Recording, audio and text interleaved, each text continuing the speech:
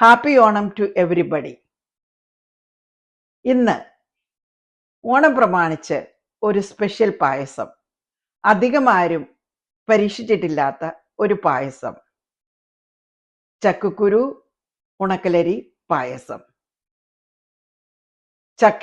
ചക്കയുടെ പ്രോഡക്റ്റിന്റെ ബ്രാൻഡ് അംബാസിഡറായ സിനി ചെയ്യുന്നതിന് മുമ്പേ അഡ്വാൻസ് ആയിട്ട് ചെയ്തു. സോറി സിനി. പായസം ഇങ്ങനെയിരിക്കും. ഇതിൽ നമ്മൾ ചേർത്തിരിക്കുന്നത് ചക്കക്കുരു വേവിച്ചത്, ഉണക്കലരി വേവിച്ചത്, പിന്നെ നമ്മൾ സാധാരണ പായസത്തിന് ചേർക്കുന്നതെല്ലാം തേങ്ങാപ്പാല്, ശർക്കര, നട്ട്സ്, നെയ്യ് എല്ലാം. ഇത് പ്രായേണ ഇച്ചിരൂടെ ഹെൽത്തിയാണ്. കാരണം ചക്കക്കുരു ഒരു ഹെൽത്തി വെജിറ്റബിൾ ആണ്. ഉണക്കലരി, ഞാൻ എടുത്തിരിക്കുന്ന അരി എന്ന് പറഞ്ഞാൽ ഒട്ടും തവിട് കളയാത്ത തവിടാണ് ഇപ്പോൾ ഏറ്റവും വിശിഷ്ടമായ കൃഷി വിഭവം എന്ന് പറയപ്പെടുന്നു. അപ്പോൾ നിങ്ങളെല്ലാവരും ഇതൊന്ന് ഉണ്ടാക്കുക, എന്നോട് അഭിപ്രായം പറയുക. താങ്ക് യു ഫോർ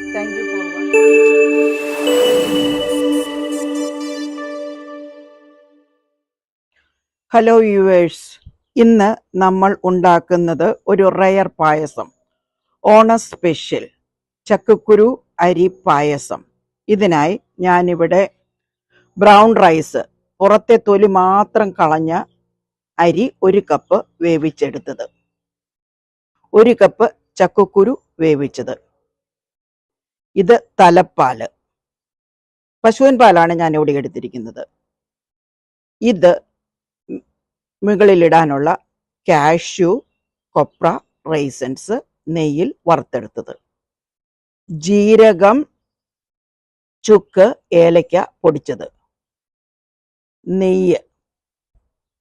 ഇത് സെക്കൻഡ് പാല്, തേർഡ് പാലും, അതായത് കോൺസെൻട്രേറ്റഡ് പശുവിൻ പാലിനകത്ത് ഇച്ചിരി വെള്ളം ചേർത്ത് നീട്ടിയെടുത്തതാണ് സെക്കൻഡ് പാല്.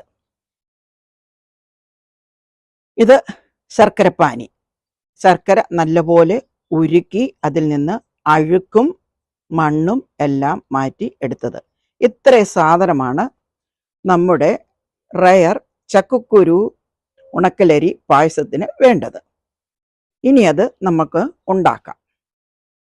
ചൂടാക്കാൻ വെച്ചിട്ടുണ്ട്. ആ പാനിലോട്ട് കുറച്ച് നെയ്യ്. ഈ നെയ്യെന്ന് പറഞ്ഞാൽ ഞാൻ എൻ്റെ കാഷ്യൂവും റൈസൻസും ഒക്കെ വറുത്തെടുത്തതാണ്. അതിലോട്ട് നമ്മുടെ ചക്കക്കുരു,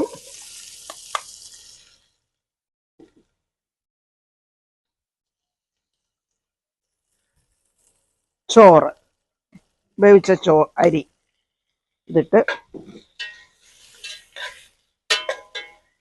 നന്നായി ഒന്ന് വഴറ്റിയെടുക്കുന്നു.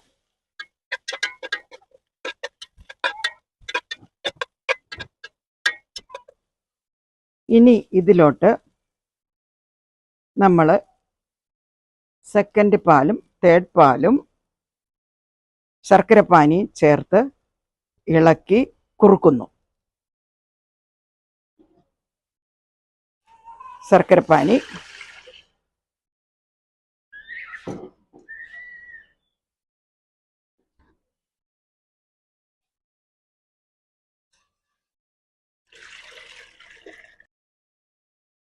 ഇത് സെക്കൻഡും തേർഡും ഞാൻ ഒരുമിച്ചാണ് ചേർത്തിരിക്കുന്നത്. ഇനി ഇതൊന്ന് ഇച്ചിരി തീ കൂട്ടി വെച്ച്, ഒത്തിരി തീ കൂട്ടില്ല, ഇച്ചിരി തീ കൂട്ടി വെച്ച് ഒന്ന് ഇളക്കി വറ്റിച്ച് എടുക്കണം. നമുക്ക് പാകത്തിന്, കുറുകുന്ന പാകത്തിന് വറ്റിച്ചെടുക്കണം.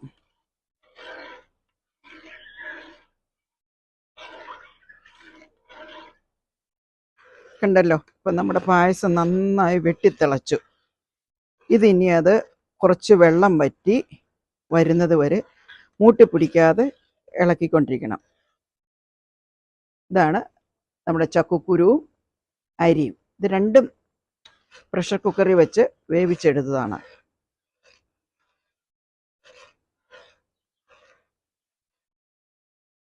ഇത് പാകമാകുമ്പോഴാണ്, കുറുകി പാകമാകുമ്പോൾ നമ്മൾ തലപ്പാലും ജീരകം കാടമം പൊടിച്ചതും റൈസൻസ് വെച്ച് ഡെക്കറേറ്റ് ചെയ്യുന്നത്. അപ്പം ഒരു 10 മിനിറ്റെങ്കിലും ഇനി തിളക്കണം. പായസം ഏകദേശം പാകമായിട്ടുണ്ട്. ഇനി ഞാൻ ഇതിലോട്ട്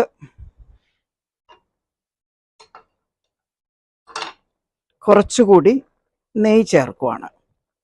ഈ നെയ്യ് ഞാൻ പറഞ്ഞല്ലോ കാഷ്യൂ വറുത്തതാണ്.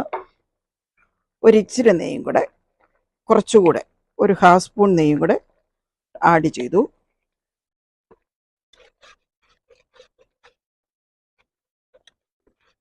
ഇനി ഇതിൽ ചേർക്കാനുള്ളത് കാടമം, ജീരകം, ചുക്ക്, തലപ്പാല്, പിന്നെ നമ്മുടെ കാഷ്യൂ, റൈസൻസ്, കൊപ്ര, ഇത്രയും സാധനമുള്ളൂ. ചിലർക്ക് പായസത്തിൽ ചെറുപഴം ചേർക്കുന്ന ഇഷ്ടമാണ്. ചെറുപഴം ചേർക്കാൻ ഇഷ്ടമുള്ളവർക്ക് അതും മുറിച്ചതിനകത്ത് ചേർക്കാം. ഇനി ഞാൻ തീ കുറച്ച് വെച്ചിട്ട് എൻ്റെ തലപ്പാൽ ഒഴിക്കുകയാണ്. തലപ്പാൽ ഒഴിച്ചു കഴിഞ്ഞാൽ അധികം വെക്കണ്ട, തിളയ്ക്കാൻ ഒന്ന് ജസ്റ്റ് ഒന്ന് തിളച്ചാൽ മതി. അപ്പോൾ തീ ഒന്ന് കുറയ്ക്കട്ടെ.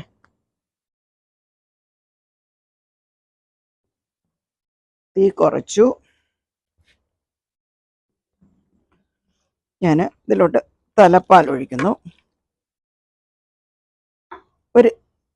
ഒരു പിഞ്ച് ഉപ്പ് ചേർക്കണം, ഒരു ഫ്ലേവറൊക്കെ ഒന്ന് ഇതാകാൻ വേണ്ടി.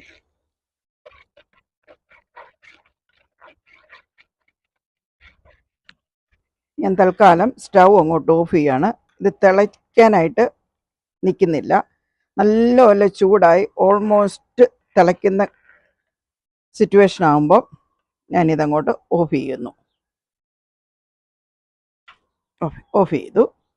ഇനി ഇതിൻ്റെ മുകളിലോട്ട് ഞാൻ എൻ്റെ ചുക്ക്, ഏലക്ക, ജീരകം പൊടിച്ചത് ചേർക്കുന്നു.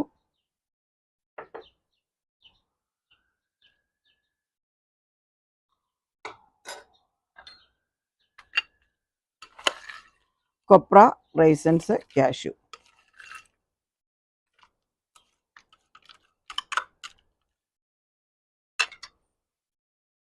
പായസം റെഡി. ഒന്ന് അടച്ചു വെക്കട്ടെ.